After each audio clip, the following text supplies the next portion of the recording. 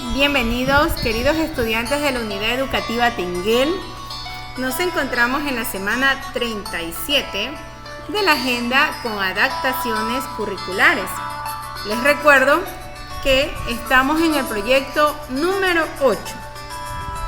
Esta semana comprende de lunes 31 de enero hasta el viernes 4 de febrero.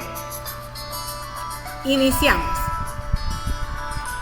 Lunes 31 de enero del 2022, en Lengua y Literatura, la literatura pinta la realidad. Recordemos, la lectura tiene un proceso, la prelectura, la lectura y la postlectura. En la prelectura es donde se formulan predicciones, propósito o intención de lectura, ideas previas sobre lo que se va a leer. Lectura del texto, que es el segundo paso del proceso de lectura, es donde ya leemos y buscamos el significado de palabras que desconocemos. Y por último tenemos la postlectura, en donde se realizan preguntas, inferencias, parafraseo, etc., para saber si se ha comprendido el texto. Ahora vamos a realizar la prelectura de esta obra literaria, Rosa Caramelo, escrita por Adela Turín. Vemos aquí unas hermosas elefantas. Deducimos que son elefantas porque tienen el color rosa. Luego vemos que hay una elefantita que está un poco triste. Y ella va huyendo y se saca toda esa ropa rosada, se libera de ese color, ¿no? ¿Qué será? ¿De qué se tratará? Bueno, realizando las actividades con sus compañeritos, hemos respondido una predicción, podría ser que se trata de una elefanta que no hacía caso a sus padres, ¿sí? Pero, como les digo, estas que están de azules son respuestas guías, ¿sí? Es decir, que ustedes deben escribir sus propias respuestas. Esta es una respuesta solo para que usted pueda ver un ejemplo, una guía, nada más, ¿sí? Ahora responda la pregunta: ¿qué intención tendrá este texto?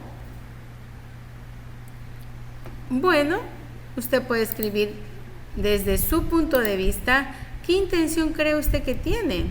Sí, bueno, sus compañeritos, quienes estuvieron realizándolo en clases presenciales, dijeron de entretener, ¿no? De entretenimiento. Otros dijeron para informarnos sobre los elefantes y las elefantas, ¿sí? Ahora vamos a observar esta otra lectura, ¿sí? Vamos a ver sus paratextos. A ver, aquí hay una tortuga, hay dos, hay la naturaleza y hay unas cosas, algo de escuchar música, un sombrero, un reloj y un cuadro también hay, ¿no? Ahí nos podemos fijar que se trata, yo pienso que de un amor, ¿no? De un amor entre dos tortugas en la naturaleza, ¿no?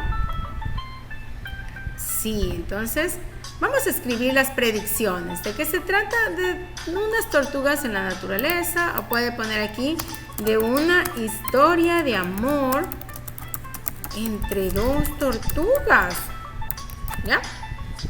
Ahora, vamos a responder qué intención tendrá ese texto.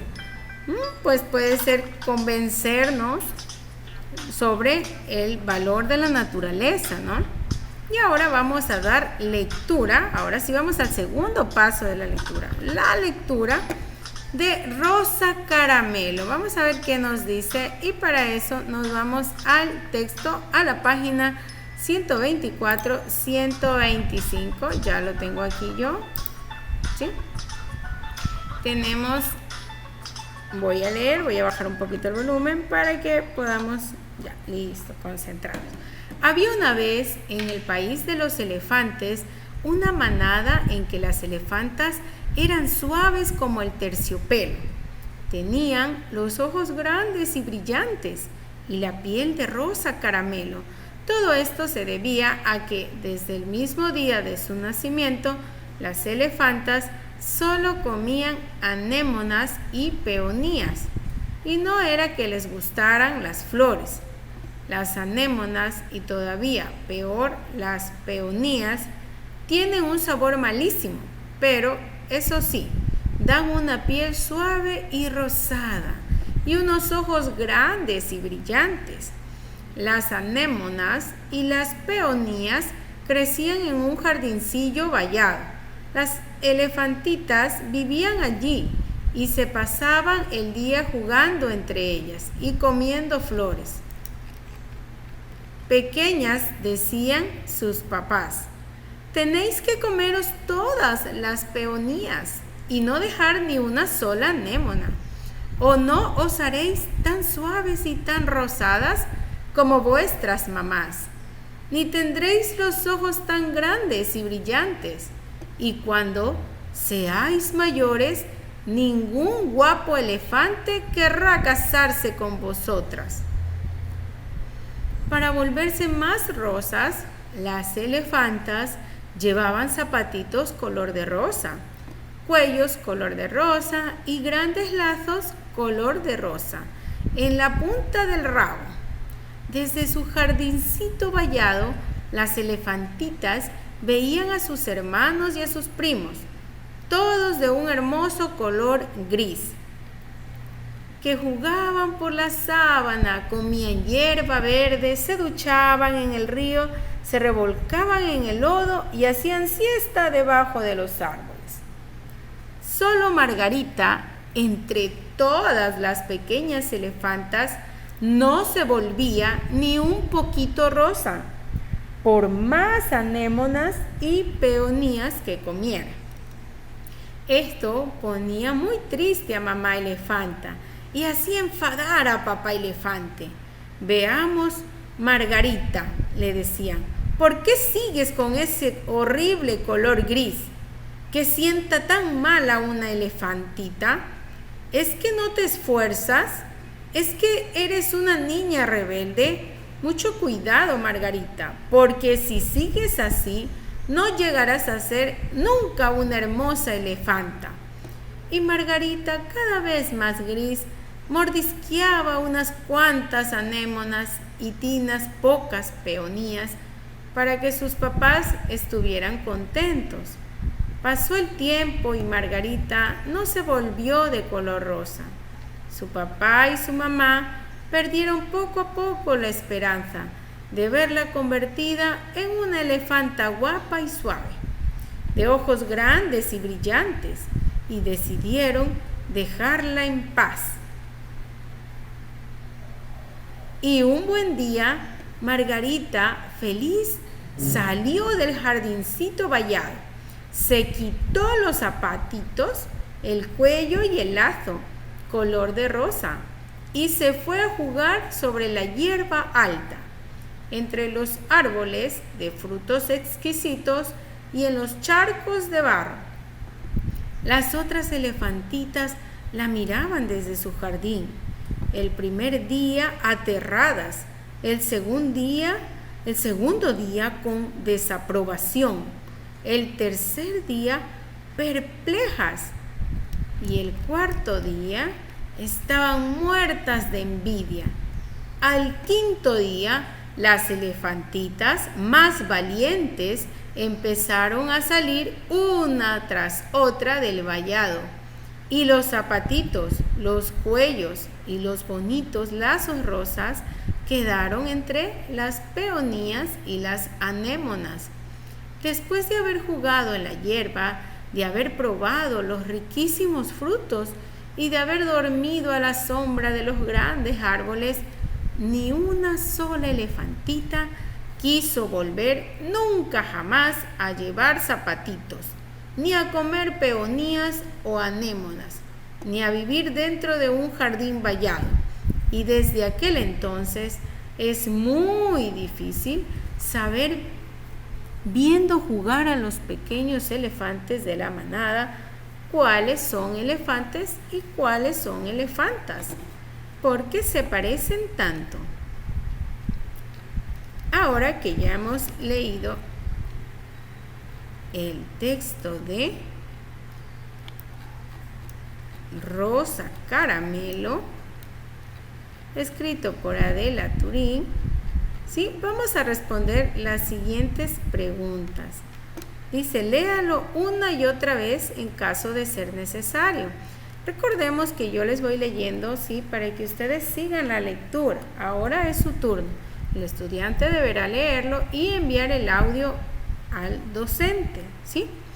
Ahora va a escribir qué relación tiene el cuento con el feminismo. Recuerden que el feminismo es un grupo de personas, no solo de mujeres, porque también hay hombres ahí, ¿sí? De personas que están luchando por la igualdad de género, ¿sí? Que la mujer ya no sea vista de esa forma que ha venido viéndose durante muchos años atrás, ¿no? Desvalorizada, aplastada, humillada, ¿sí? Y pues que esa es la raíz de todo tipo de violencia, ¿no? Entonces, ¿qué es lo que vemos ahí del feminismo en Margarita?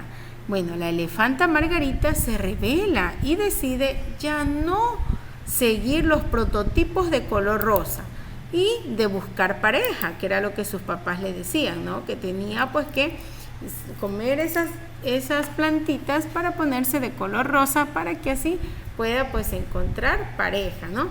Sino que ella deseaba ser libre y ser feliz con lo que le gustaba, que era jugar.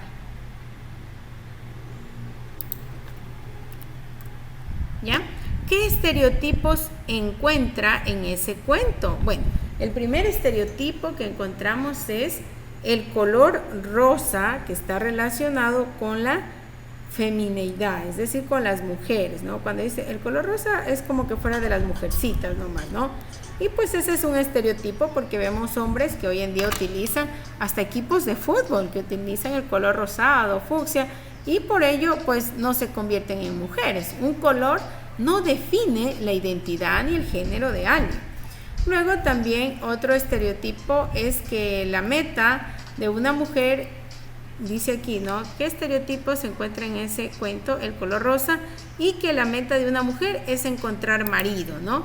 No lo enfocan a otra parte, sino que la elefanta tenía que ser hermosa para encontrar marido, ¿no? Y otro podría ser también que se preocupaban mucho de la belleza física, ¿no? Solo querían estar bonitas para conseguir marido, ¿no? ¿Ya? Ahora, vamos a releer el cuento Rosa Caramelo y vamos a realizar pues las siguientes actividades. Piense, ¿por qué la autora usó ese color? Y escriba su reflexión. Bueno, yo imagino que utilizó ese color porque está relacionado con el estereotipo de la mujer. Dice, escriba la idea de que la autora quiere expresar cuando dice las elefantas estaban en un jardín vallado. Vallado quiere decir como un cerramiento, ¿sí? Mientras que los elefantes jugaban fuera. Entonces quiere decir que estaban las mujeres, las elefantas, no eran libres, ¿sí? Luego dice, comente sobre el personaje de Margarita. Bueno, Margarita era una elefanta, es una elefanta que no se convertía en color rosa, ¿sí? Y por eso era diferente, se rebeló y salió del vallado para ser libre y feliz, ¿sí? Porque ya podía hacer lo que le gustaba, ¿no? Y no estaba obligada a cumplir ese estereotipo que sus papás querían, que se convirtiera en color rosa, ¿no? Luego tenemos estos tres enunciados. Margarita comía las flores, pero no se volvía rosa. ¿Será porque estaba triste? ¿Quería realmente ser color rosa? ¿Por qué por no serlo su mamá se disgustaba y su papá se enfadaba? Estaba triste porque su mamá y papá se disgustaban con ella por ser diferente. ¿Qué razones tuvo Margarita para irse del vallado? Porque no tenía el color rosado. Fue una decisión valiente. ¿Por qué? Que quiso ser libre y ser feliz haciendo lo que le gusta. Porque al principio las otras elefantas la miraban con desaprobación y luego con envidia, y al final todas terminaron saliendo del vallado y juntándose con Margarita. Bueno, eso se da porque las otras elefantas crecieron creyendo que tenían que estar encerradas, vestidas de color rosa para conseguir pareja. Pero cuando vieron que Margarita era feliz, siendo libre, hicieron lo mismo, porque se inspiraron en Margarita. Sí, Margarita fue pues una elefanta valiente, ¿no? Ahora tenemos la asignatura de Ciencias Naturales con la actividad de Educación Integral en Sexualidad. Vamos a ver por qué es importante recordar esto. La educación integral en sexualidad es un proceso que se basa en un currículo para enseñar y aprender acerca de los aspectos cognitivos, emocionales, físicos y sociales de la sexualidad. Su objetivo es preparar a los niños, niñas y jóvenes con conocimientos, habilidades, actitudes y valores que los empoderarán para realizar su salud, bienestar y dignidad. Desarrollar relaciones sociales y sexuales respetuosas, considerar cómo sus elecciones afectan su propio bienestar y el de los demás, y entender cuáles son sus derechos a lo largo de la vida y asegurarse de protegerlos. ¿Qué es educación sexual para usted? Bueno, aquí voy a escribir lo que es lo que usted piensa que es, ¿sí?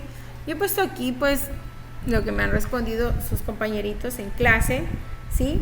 Pero necesito ver escrito sus respuestas, ¿ok? Bueno, ellos han indicado que educación sexual es la enseñanza de la identidad de una persona, ¿sí? Si es hombre, mujer, cómo son sus sentimientos, etc., ¿no? ¿Cree que es un derecho recibir educación sexual desde la niñez? Sí, para evitar que mucha gente se aproveche de los inocentes. Vamos a observar el video del caso de Paola Guzmán en Ecuador. Era una adolescente que vivía en Guayaquil, Ecuador, junto a su madre Doña Petita y su hermana Denis. En 2001, Paola tenía 14 años, estudiaba el bachillerato en un colegio público. El vicerrector se llamaba Bolívar Espín y era 50 años mayor que ella. Paola empezó a tener problemas de rendimiento académico en 2001. Espín aprovechó eso para engañarla, ofreciéndole una supuesta ayuda para que mejorara sus calificaciones, pero realmente su objetivo era aprovecharse de su posición de poder y abusar de ella. El continuo abuso y violencia sexual de Espín le generó un sufrimiento tan grave a Paola que el 12 de diciembre de 2002, en su casa y antes de salir para el colegio, ingirió diablillos, un tipo de sustancia pirotécnica muy tóxica. Al llegar al colegio empezó a sentirse muy mal y sus compañeras de curso la llevaron a la enfermería. Pero las autoridades del colegio no hicieron nada a pesar de que sabían de la gravedad de la intoxicación. No le proporcionaron cuidado médico ni le avisaron a su mamá. Le dijeron que se pusiera a rezar y a pedir perdón. Fueron las compañeras de Paola quienes le avisaron a Doña Petita lo que estaba pasando. Ella la llevó del colegio al hospital, pero ya era demasiado tarde. Paola murió a los 16 años, como consecuencia de una intoxicación con fósforo blanco al día siguiente.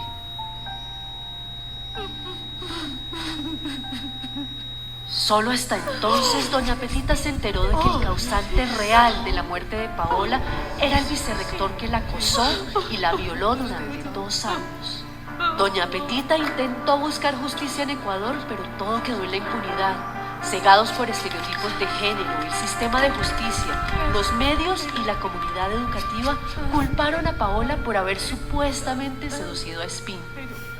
Doña Petita siguió luchando y 18 años después logró que la Corte Interamericana de Derechos Humanos condenara a Ecuador por no haber protegido a Paola de la violencia sexual que sufrió por parte de un agente estatal. La Corte ordenó restablecer el buen nombre de Paola y reconoció que como a ella no se le garantizó el derecho a la educación sexual y reproductiva, no tuvo herramientas suficientes para comprender y denunciar el abuso del que fue víctima. Para que nadie repita la historia de Paola, la Corte estableció que todos los estados en América Latina y el Caribe deben garantizar educación sexual y reproductiva adecuada a niños, niñas y adolescentes y establecer políticas para eliminar los estereotipos de género.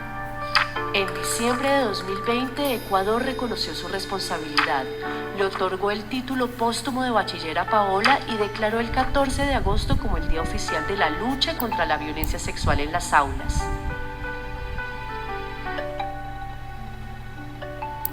Como ustedes se pudieron dar cuenta, ¿no? Esta historia triste no es un invento ni algo ficticio, es una historia real que sucedió en Ecuador, ¿sí?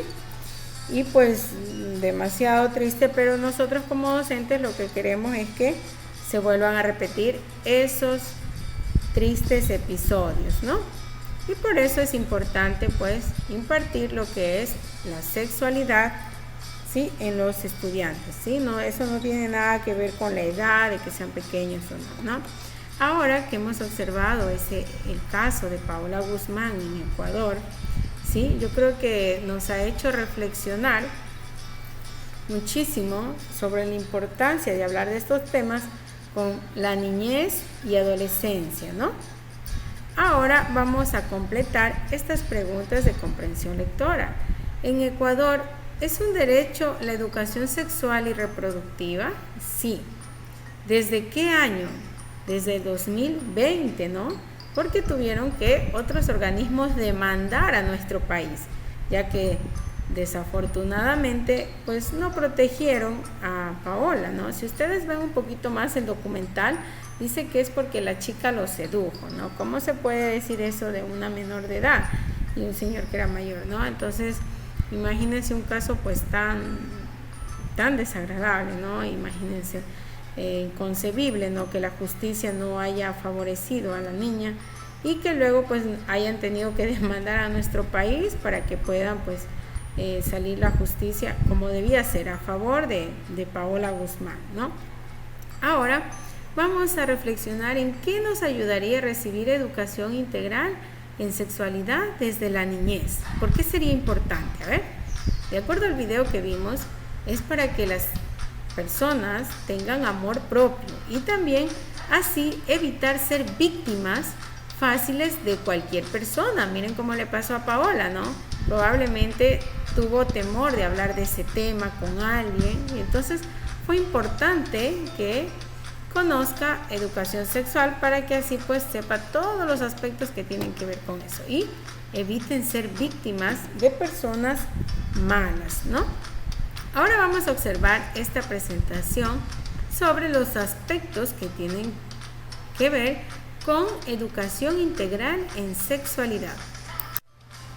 Y ya estamos aquí. Bueno, esto es lo que ya habíamos leído hace un momento, lo que es educación sexual. Y nos indica que tiene las siguientes características. Un proceso permanente, sistemático e intencional.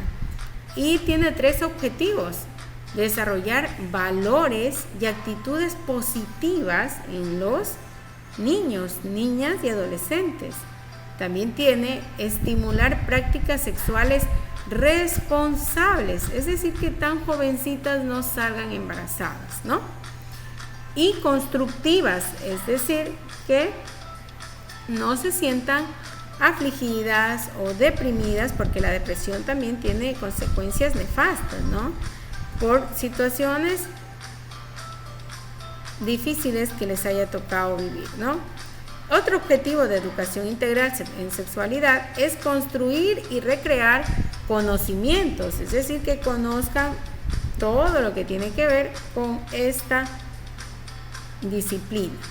También tenemos la metodología, es participativa, es decir, que pregunten, interactúen, reflexiva, como lo que hicimos ahora, ver ese video y darnos cuenta, ¿sí?, de cuántas cosas, o sea, de que hay personas que debido al desconocimiento de su sexualidad, pues pueden estar viviendo situaciones muy tristes como las que vivió Paola, ¿no?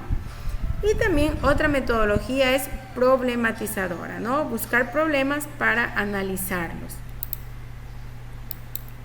Ahora vamos a ver nosotros cuáles son los conceptos claves que aborda educación integral sexual en el ámbito educativo, es decir, aquí en las escuelas, ¿no?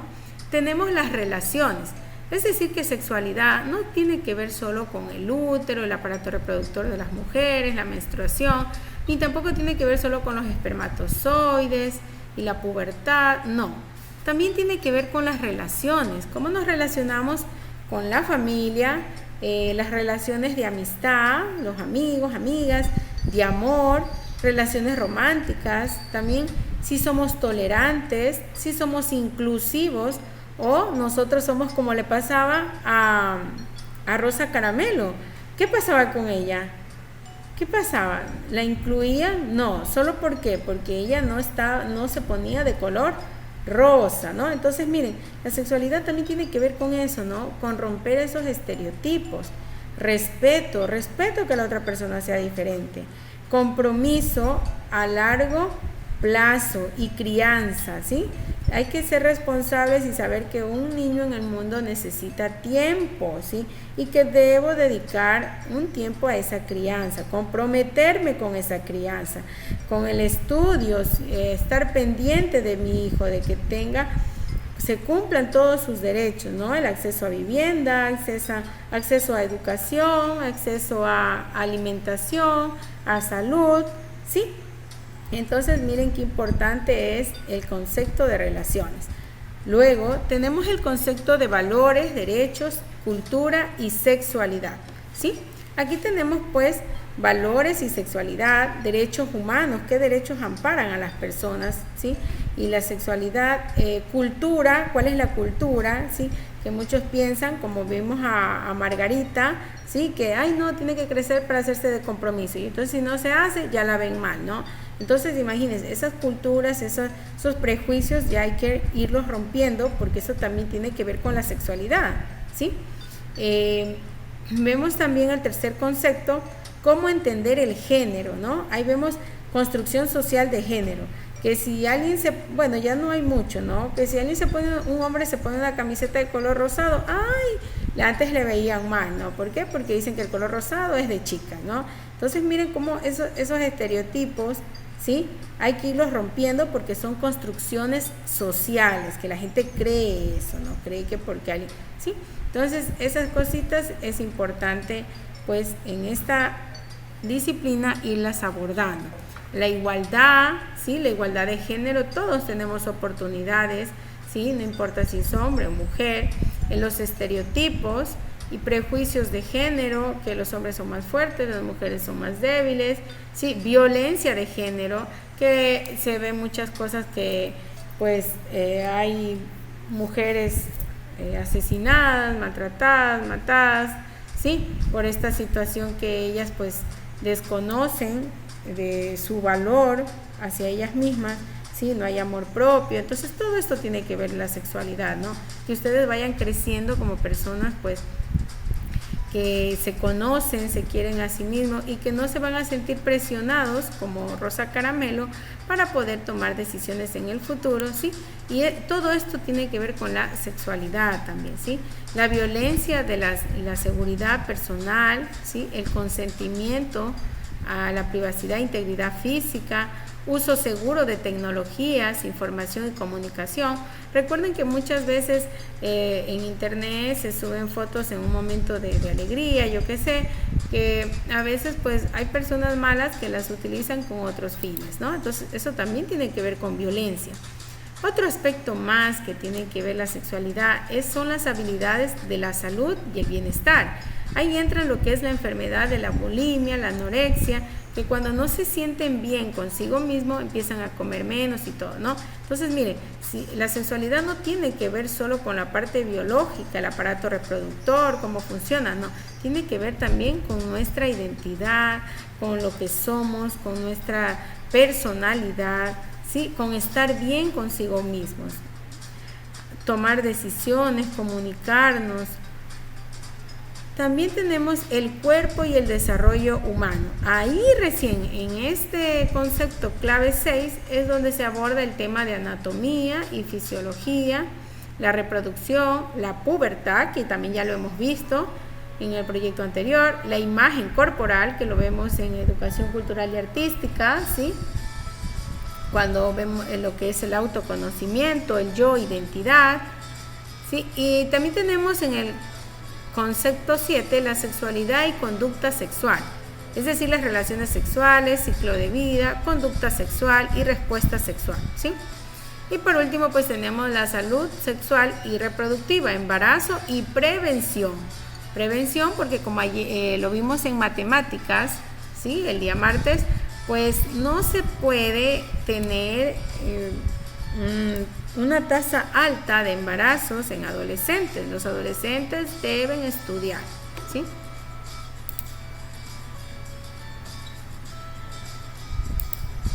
Ahora volvemos a nuestra actividad, ya que hemos visto esta presentación, y vamos a escribir los objetivos de la educación integral en sexualidad. Bueno, tenemos construir y recrear conocimientos, desarrollar valores y actitudes positivas, estimular prácticas sexuales responsables y constructivas. Y luego tenemos que ubicar el concepto clave de acuerdo a su característica. A ver, el que habla de violencia, consentimiento, privacidad, ese es el de violencia y seguridad personal. El que habla de violencia de género, construcción social, ese es el de estereotipos. Luego el que habla de valores en sexualidad, cultura, es el de aquí, y así, ¿sí? Ahí lo vamos a ir completando cada uno. Pueden ir verificando si lo han hecho bien, ¿ya? Así queda finalmente nuestro recuadro. Luego tenemos nosotros en la siguiente actividad, del día martes, tenemos matemáticas con el tema decimales y porcentajes en situaciones cotidianas. ¿Sabías que, según cifras de 2018 del Instituto Nacional de Estadística y Censos, INEC, en Ecuador, 148 adolescentes de 15 a 19 años dieron a luz cada día? Durante ese año, esto coloca al Ecuador como el segundo país en relación con la tasa más alta de adolescentes en embarazo. ¡Wow! Imagínense, 148 adolescentes dan a luz cada día y tienen de 15 a 19 años. Es decir que, traer hijos al mundo a esa corta edad, cuando todavía podrían terminar sus estudios, emprender algún negocio, disfrutar su soltería, ¿sí? Entonces, vamos a responder y a reflexionar sobre este dato que hemos observado, ¿no? ¿Qué opina acerca de que Ecuador sea el segundo país con la tasa más alta de embarazo en adolescentes? Que está mal esa situación en nuestro país. Yo pienso eso. Ahora necesito que tú escribas lo que tú piensas. Ahora, pienso que esto es un problema. ¿Por qué? Quiero escribir si usted piensa que sí y si no, ¿por qué? ¿Sí? Pues yo he puesto aquí sí porque las jóvenes deben estudiar. Luego vamos a reflexionar por qué es importante saber calcular porcentajes para hacer conciencia de los datos de un país o nación, ¿sí? Y nosotros pues vamos a ingresar a este link para ver si podemos resolver estos ejercicios que nos dan unos datos muy importantes, ¿sí? Ya estamos aquí. Nos dice ¿qué es el embarazo? Bueno, el embarazo es cuando una mujer tiene a un bebé dentro de su vientre. ¿Cómo se produce? Mediante las relaciones sexuales de un hombre y una mujer. ¿Desde cuándo? Desde que las mujeres ya tienen su primera menstruación y desde que los hombres ya tienen su primera eyaculación, ¿sí? Esto ya lo hemos visto, ese tema, así que no es tan difícil. Bueno, aquí estamos con el primer ejercicio que debemos resolver. Nos habla de que los porcentajes en adolescentes en Ecuador dice que se registraron en el año 2017 107.800 partos. De estos 107.800 partos, 24.794 son de adolescentes y niñas. Ustedes dirán, bueno, y ahora profesora, ¿cómo hago para calcular? Sencillo, ahí vamos a recordar lo que se ha enseñado, ¿sí? Anteriormente. ¿Qué debo hacer? Debo expresarlo como fracción, ¿sí? Y en fracción yo debo ubicar en la parte del numerador la parte que estoy especificando. ¿Cuál estoy especificando? Los adolescentes y niñas. Entonces viene 24.794 dividido para el total de partos. ¿Cuántos hay? 107.800. ¿Sí? Y aquí tengo dividido, me sale 0,23. Ahora nos vamos a mi pizarra digital. Y ya tengo aquí el proceso de cómo se resuelve, ¿no? En mi pizarra digital. Entonces tengo aquí la división que acabé de hacer hace un momento y me sale 0,23. Ahora, ya que tengo 0,23, debo multiplicar por 100. ¿Para qué multiplico por 100? Para transformarlo en porcentaje.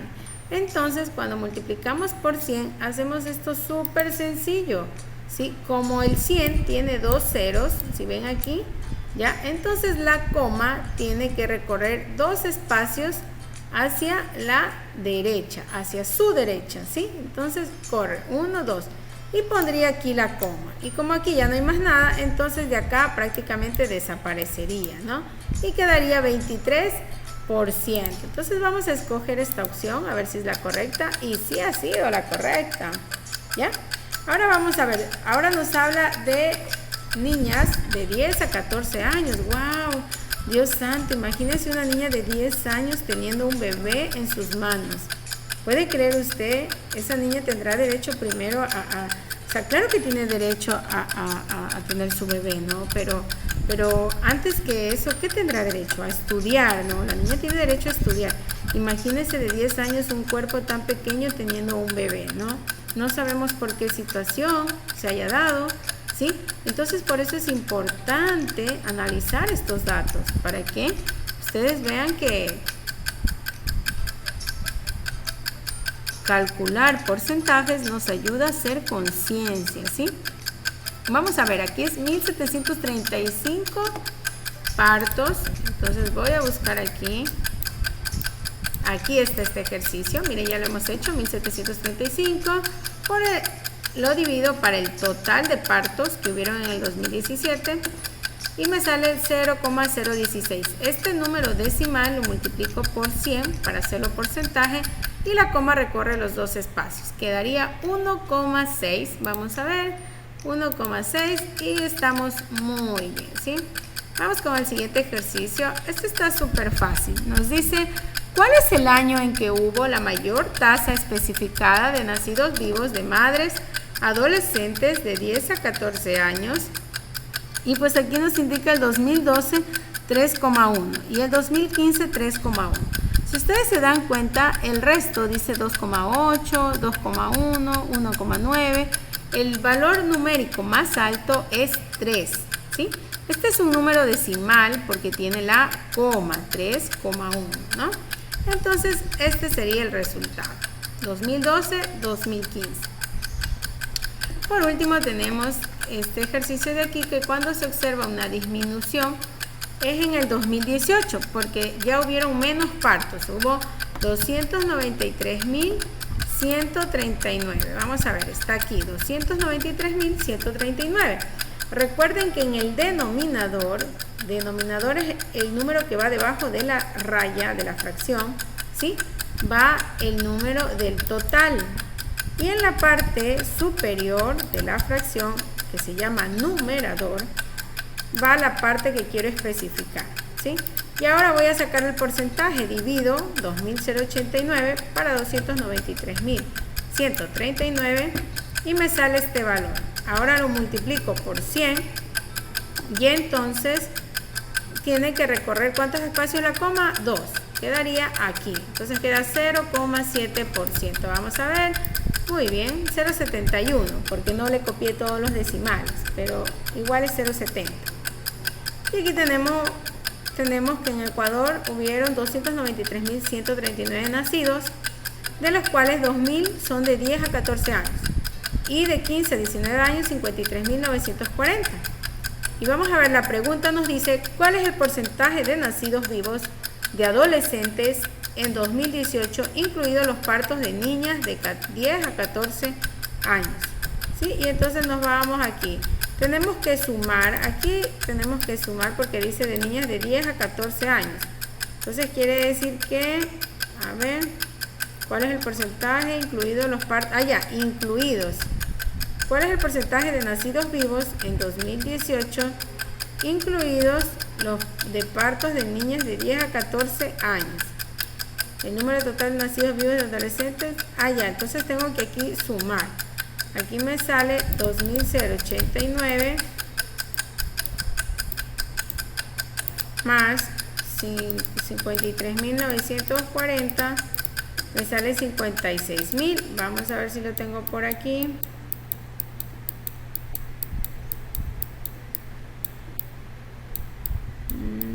Ya, aquí está, 56.029 sobre 293.000, ¿no? Me sale esta división. Multiplico por 100, recorro los dos espacios, 1 y 2, ubico la coma aquí y me quedaría 19,1%. Y muy bien, así es, ¿no? Y así finalmente hemos concluido con esa actividad de matemática. Ahora pues el estudiante va a escribir y resolver un ejercicio que a él le haya llamado su atención, solo uno, ¿sí?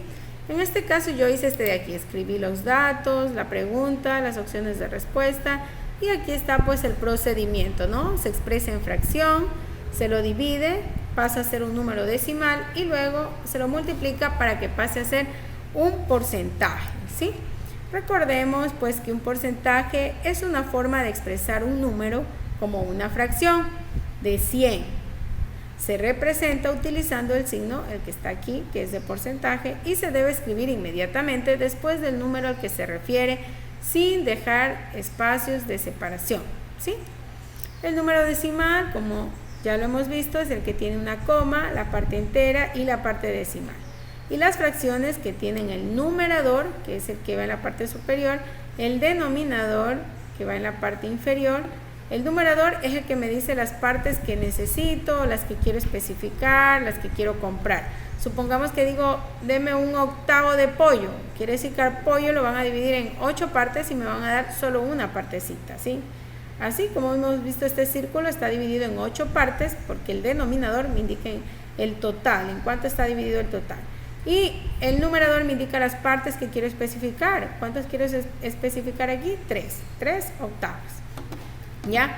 Para transformar una fracción a decimal, yo necesito dividir este número superior, el numerador, por el denominador. ¿Sí? Vamos a hacer aquí un pequeño ejemplo.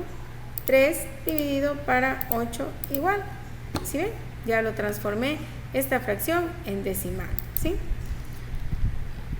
Ahora pues continuamos con estudios sociales. ¿Sabías que la participación ciudadana es el conjunto de actividades mediante las cuales toda persona tiene derecho individual o colectivo para intervenir en las decisiones públicas, deliberar, discutir y cooperar con las autoridades, así como para incidir en la formulación, ejecución y evaluación de las políticas?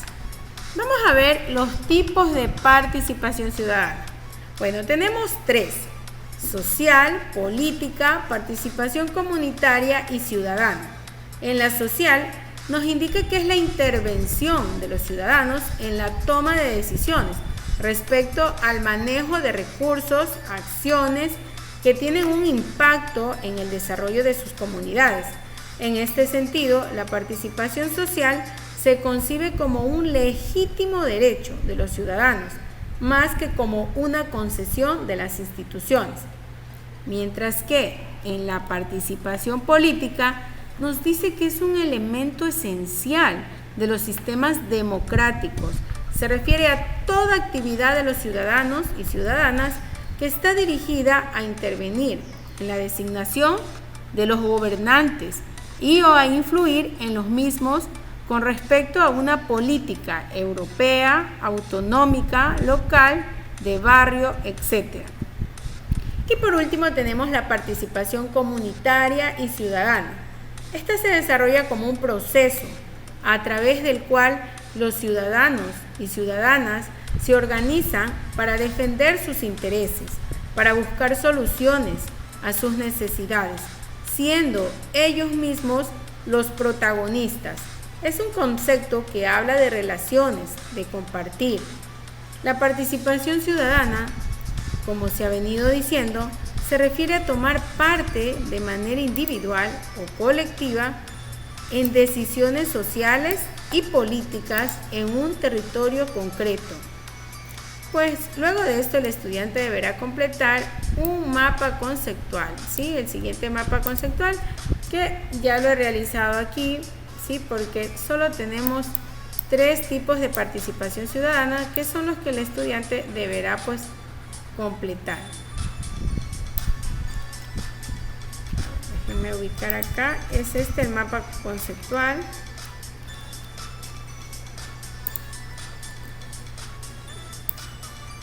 Listo, aquí lo tenemos, ¿no? Y aquí está. El tema principal es participación ciudadana. Deberán ubicar aquí el concepto y luego los tipos: social, política, comunicativa, ¿sí? Y luego, pues, ubicar el concepto de cada una, ¿no? Que ya lo hemos acabado de leer en la parte superior, ¿sí? Aquí está el de participación social, el de participación política y el de participación comunitaria. Ahora continuamos con la asignatura de educación cultural y artística. Actividad del día miércoles 2 de febrero del 2022.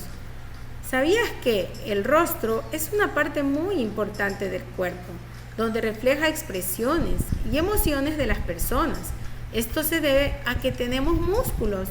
Existen diferentes tipos de rostros y características como, ya las vamos a ver.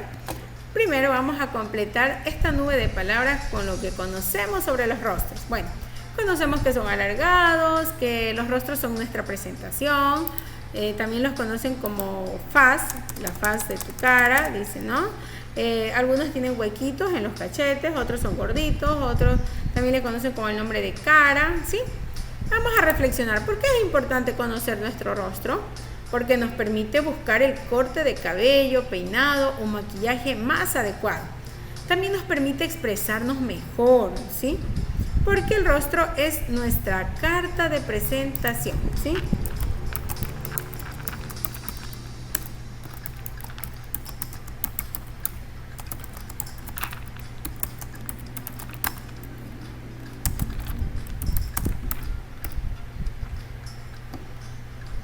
Vamos a leer sobre el rostro. Aquí tenemos, es un tipo de rostro redondo, el que está aquí, este es un rostro redondo. Sus formas son suaves, ángulos no tan definidos, pómulos y barbilla marcada y mejillas anchas. Luego tenemos el rostro corazón, es aquel que tiene aquí una metidita, si le ven. Entonces, yo creo que tenía un poco de rostro corazón, porque ahorita estoy viendo ahí que tengo así, ¿no? Este tipo de rostro se caracteriza por manejar unas mejillas fuertes y una barbilla fina muy marcada, creando la forma de un corazón. Es importante también porque a alguno de ustedes puede que le guste la pintura, ¿no? Y pues se quiera especializar en ese tipo de arte, ¿no? Y pues ya va teniendo nociones de que si alguien llega y le dice que le haga un autorretrato, pues tiene cómo dibujarlo, ¿no? Primero tiene que identificar el tipo de rostro. Tenemos rostro alargado, tiene la mandíbula recta y la frente del mismo ancho. Es más largo que ancho, ¿sí? Es más largo, ¿sí le ve? En cambio, el rostro cuadrado se caracteriza por tener la frente y el mentón anchos, con una barbilla muy poco definida y contornos demasiado rectos. ¿Sí ve? Aquí está así, así. Casi se parece al redondo, solo que el redondito es como más cachetoncita, ¿sí ven? Ahora, el rostro ovalado es un tipo de rostro con formas suaves, pero sus ángulos no están tan definidos, ¿sí? Está un poquito aquí como que abierto, pero no tanto, ¿no? ¿Ya? Y tiene una barbilla, es decir, aquí la quijadita marcada, y las mejillas son un poquitito anchas, ¿no? No que en el área acá no tiene la barbilla, o sea, es así un poquito marcada, pero estos pómulos son más definidos, más anchos, ¿no? Acá no están tan marcados. Rostro rectangular es el que está aquí, ¿no? Tiene la mandíbula recta y la frente del mismo ancho. Es más largo que ancho.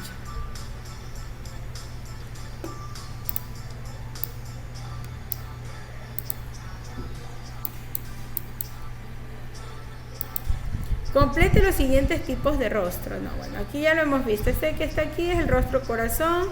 Tiene las mejillas fuertes y barbilla fina. Y es este que está aquí. Usted tendrá que dibujarlo aquí, ¿ya? Y este que está acá es el rostro redondo. Tiene que dibujarlo aquí. Y tiene formas suaves, ángulos no tan definidos, pómulos y barbillas marcadas y mejillas anchas. Luego usted deberá realizar arte en mi hogar. ¿Ya? Con la ayuda de un espejo procedo a autorretratar mi rostro.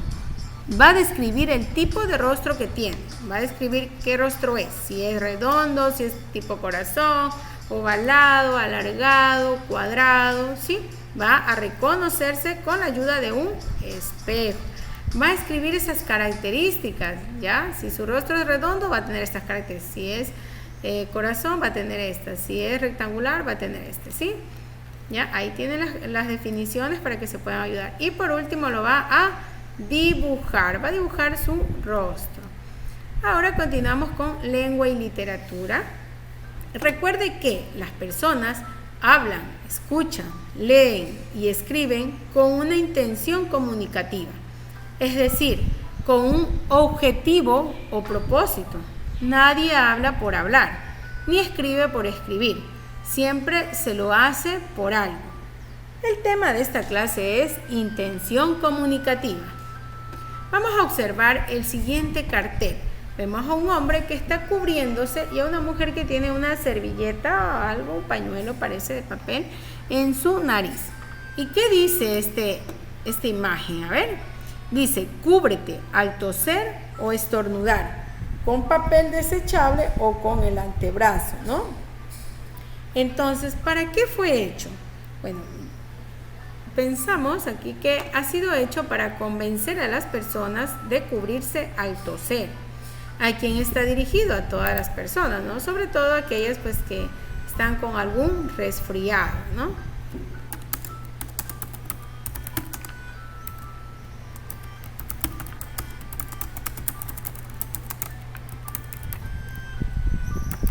¿Ya?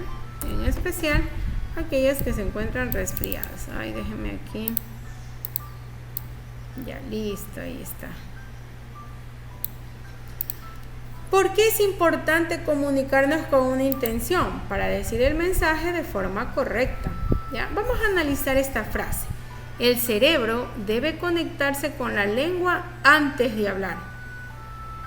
Quiere decir que antes de hablar algo debemos pensar la intención con la que vamos a decir, ¿sí? Es decir que no podemos andar hablando así porque hablar y queremos, no, tenemos que pensar en la intención, con qué intención voy a decir algo, ¿no? Y de acuerdo a eso voy a poder ordenar mis ideas. Ahora vamos a observar el siguiente video que nos habla de las funciones del lenguaje. En el video anterior vimos que en una situación comunicativa existe un emisor, quien codifica el mensaje para transmitirlo a un receptor. Ahora bien, cuando el emisor piensa qué quiere transmitir, tiene una intención, algo que busca lograr a través de su mensaje, y de ese propósito depende la función del lenguaje que va a utilizar. Hoy veremos cuatro: la función informativa, expresiva o emotiva, la función apelativa y la función poético-literaria. Es importante destacar que cada una de ellas hace énfasis o centra la atención en un elemento específico del circuito de la comunicación. Vamos a verlas una por una. La función informativa. La intención del emisor es informar sobre algo. Pueden ser hechos, datos, ideas. El énfasis está puesto en el referente, en el tema del que se habla. Ejemplos son los textos periodísticos como las noticias, textos de estudio. Veamos un ejemplo. Si pensamos en un informe meteorológico, la intención del emisor es informar a la comunidad sobre el clima en los próximos días. Función expresiva o emotiva. La intención del emisor aquí es comunicar sus sentimientos, sensaciones o pensamientos. La atención está centrada en el propio emisor, que quiere transmitir a través del mensaje cómo se siente. Veamos un ejemplo. Pablo llega a su casa y le dice a su madre, te quiero. Él está haciendo uso de esa función porque quiere expresar su cariño hacia la madre. La función apelativa. En este caso, se centra la atención en el receptor, ya que la intención del emisor es influir, ordenar, rogar o convencer al otro de algo para su beneficio. Esta función la observamos en el habla cotidiana, mensajes publicitarios o discursos políticos. En este ejemplo, Alfredo le da una orden a su hija. Al mismo tiempo, ella querrá convencer a su padre de que lo hará más tarde, una vez que termine de jugar la partida. Observa su mensaje. En ambos casos, la intención está en lograr que el receptor haga algo que beneficie al emisor. Y por último, la función poética o literaria. La intención que tiene el emisor aquí es crear un texto artístico. El énfasis está puesto en el código y en el mensaje mismo, ya que el emisor va a buscar una transformación del lenguaje que le permite crear arte, algo bello. Ejemplos: poemas, poesías, novelas, mitos, leyendas. Es importante diferenciar la función poética de la función expresiva. No es lo mismo. Mientras el énfasis de la función poética está puesta en transformar el lenguaje para crear belleza, el énfasis de la función expresiva está en el emisor, en transmitir sus emociones. Veamos el siguiente poema de Gustavo Adolfo Bécquer. Si se fijan, el texto busca crear arte.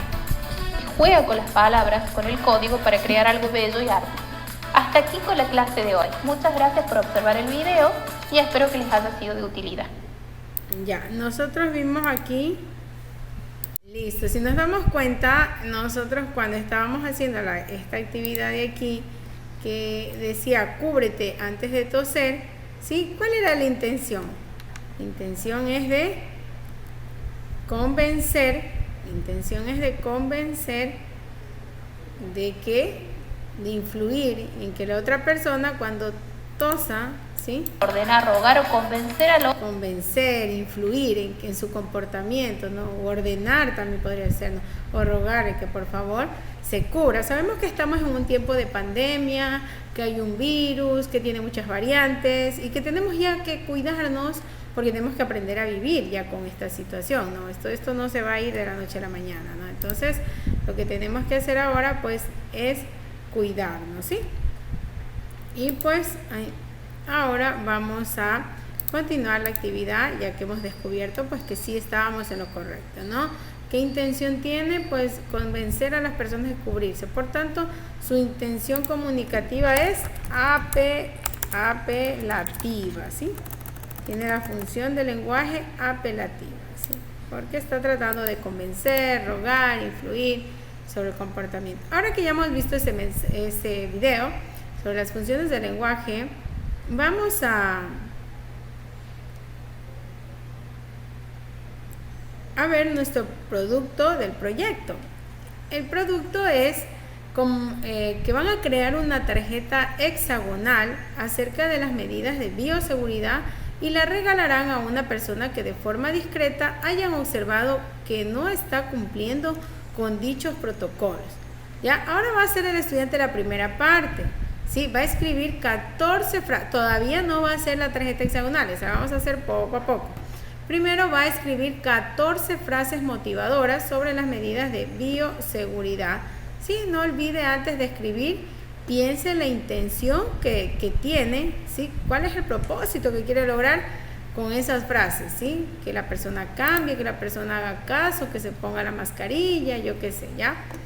Y junto a cada frase va a escribir la función poética, ¿ya? Por ejemplo, aquí está: come sano si quieres vivir muchos años y contar que el virus no te hizo daño.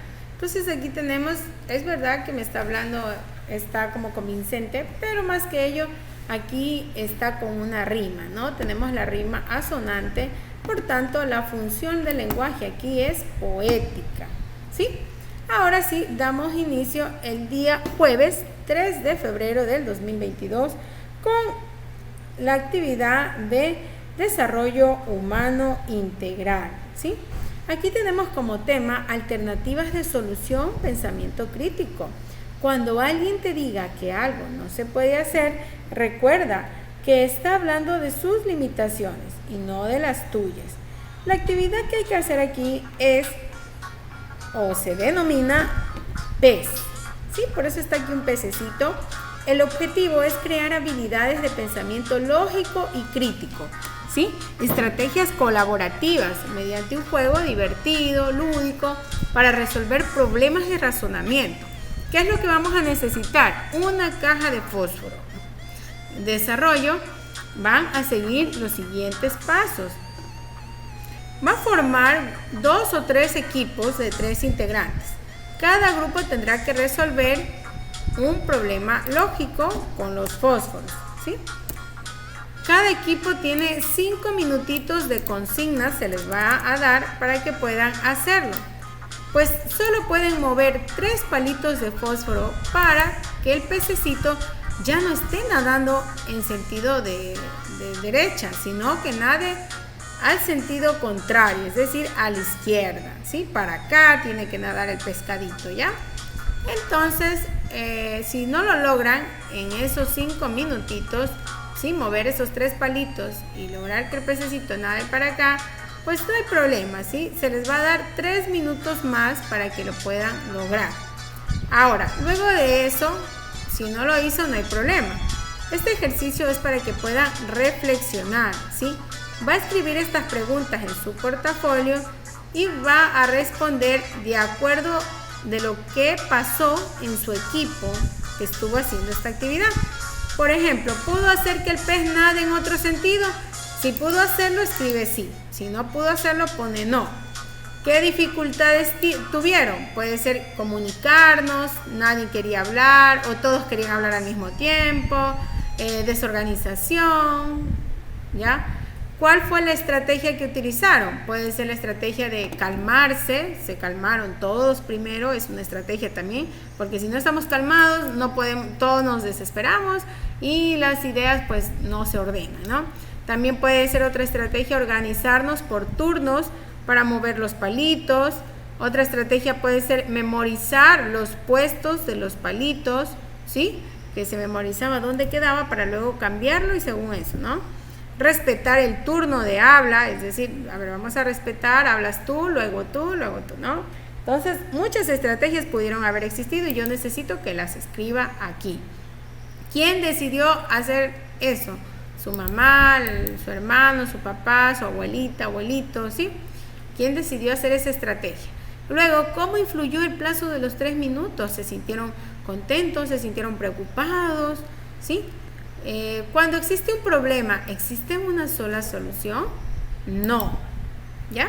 Luego también se debe hacer cuando hay un problema. ¿Qué se debe hacer cuando hay un problema?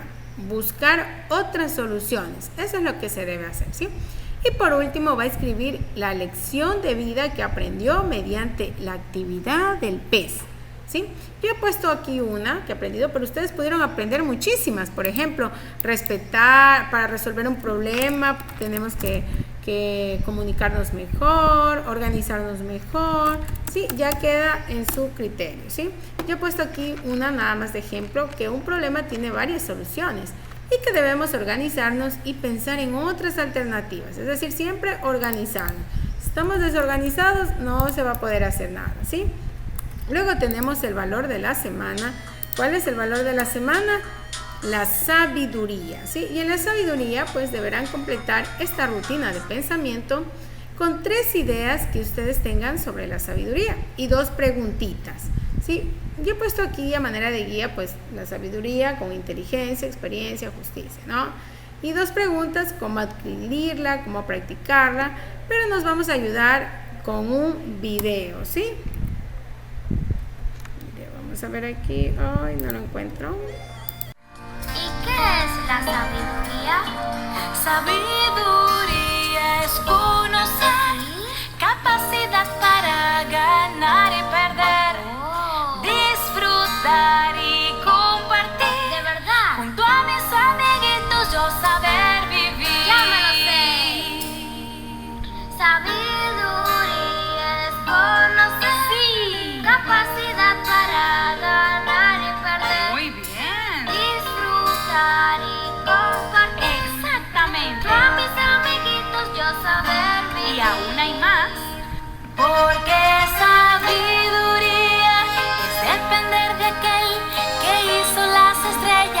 la luna que es tan bella. Sabiduría es saber obedecer para ser feliz. Porque sabiduría es confiar en Dios que hizo el sol en todo su esplendor.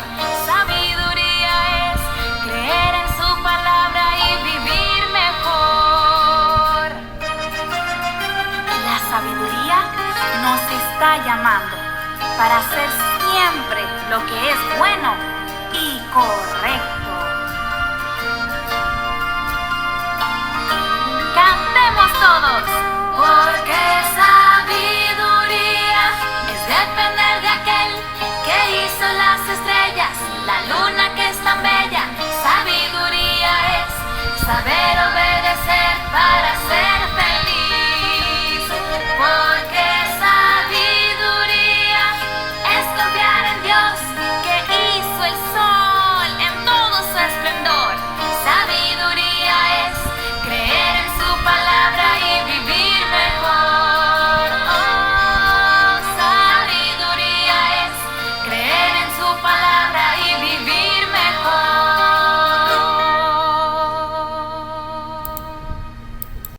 Ahora que hemos observado, vamos a completar ya las respuestas finales, ¿no? Hemos puesto pues que la sabiduría es el temor a Dios, decisiones acertadas, hacer lo bueno, ¿sí? Y no lo malo.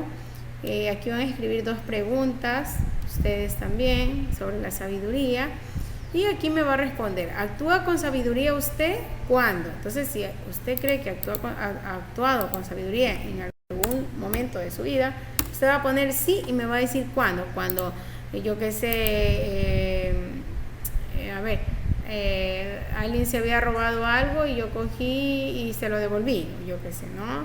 O no, nunca he actuado con sabiduría porque cuando tuve que hacer tal cosa no lo hice, ¿ya? Entonces, ahora que ya sabemos qué es la sabiduría, usted escribirá si actúa o no con sabiduría. Y ahora vamos a ver la actividad de educación física, ¿sí? Ejercicios físicos para niños y niñas. ¿Sabías que tus ojos hacen más ejercicio que tus piernas? ¿Sí? ¿Por qué será? Pues bueno, la lógica pienso que se da porque los ojos todo el tiempo se están moviendo, ¿no? Entonces, todo el tiempo para mirar y hacen un gran esfuerzo porque llevan información a nuestro cerebro, ¿no? Mientras que las piernas, pues, si estamos sentados o durmiendo, pues ellas están ahí nomás, ¿no? Ahora vamos a escribir las indicaciones generales antes de realizar cualquier ejercicio. ¿Cuáles serán? A ver, estiramiento y calentamiento, ¿sí? Primero deben estirar despacito las partes de su cuerpo, luego deben hacer ejercicios de calentamiento, así mismo despacito, sin exagerar. ¿Para qué? Para que así poco a poco usted pues vaya su cuerpito calentándose y pueda hacer los ejercicios que le presento a continuación en el siguiente video. 11, 12, 13, 14, 15, 16, 17, 18. Van a ser 20 series de cada ejercicio. Miren, aquí está el otro. 3. Este se llama curvas laterales, ¿sí? No se olvide de hacer un descanso. 10. Cada vez. 11. Hace 20 y hace descanso, ¿sí? Hace 20 y hace descanso, ¿sí? 15 minutitos de ejercicio hace, ¿ya? 1. Vuelta atrás. 2. Este es otro ejercicio. 3. 4. 10. Y así tiene muchos ejercicios en este video que también se los he compartido pues en nuestro grupo de WhatsApp, ¿sí? Ahí les compartí el link para que ustedes lo puedan encontrar. Y así culminamos nosotros nuestra semana 37 de la agenda con adaptaciones curriculares, ¿sí? Cualquier preguntita me la pueden hacer nomás, con muchísimo gusto pues les recibo en el grupo de WhatsApp, ¿sí? Muchísimas gracias, que tengan un excelente fin de semana.